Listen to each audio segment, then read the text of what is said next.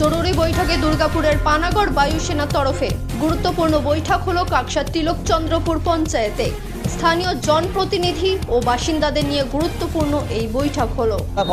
তাদের আইডেন্টিফাই করে সঙ্গে সঙ্গে ওদের আমাদের টোল ফ্রি নাম্বার দিয়ে গেছে, সিকিউরিটি নাম্বার দিয়ে গেছে, সেখানে ফোন করে জানাতে সেই লোকগুলোকে টেস্ট করা।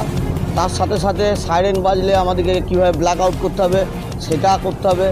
এছাড়াও আমাদের রাতে একটু, যেমন আগে নাইট গার্ড ছিল, আমাদের নাইট গার্ডের কাজ করতে হবে। আমাদের ছেলেদের দফায় দফায় রাত জাগতে হবে কদিন, এইসব কথাগুলো বলা গেছে। ওখান থেকেও আধিকারিকরা এসেছিলেন, উচ্চ পর্যায়ে আধিকারিকরা এসেছিলেন, এয়ারফোর্সের। আপনারাও সেই মতো একই ভূমিকা পালন করছি। আমরা প্রতিটি বুথে বুথে প্রত্যেকজনকে আমরা সেই খবর পৌঁছে দিয়েছি। আমাদের পঞ্চায়েতে 200 থেকে 250 মানুষ এসেছিলেন এবং নেতৃত্বস্থানীয় সর্বদলীয় মিটিং হয়েছে এবং সর্বদল এবং সব ধর্মের মানুষ সেখানে উপস্থিত ছিলেন। আমরা একসাথে আছি। দেশের এই বিপর্যয়ে এই সময় আমরা সবাই একসাথে থেকেই লড়াই করব, কোনো ভেদাভেদ নেই আমাদের মধ্যে।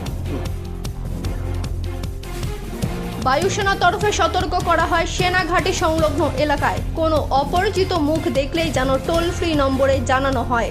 বায়ুসেনা ঘাঁটি সংলগ্ন এলাকায় বাড়ি ভাড়া দেওয়ার ক্ষেত্রে সতর্ক থাকতে হবে।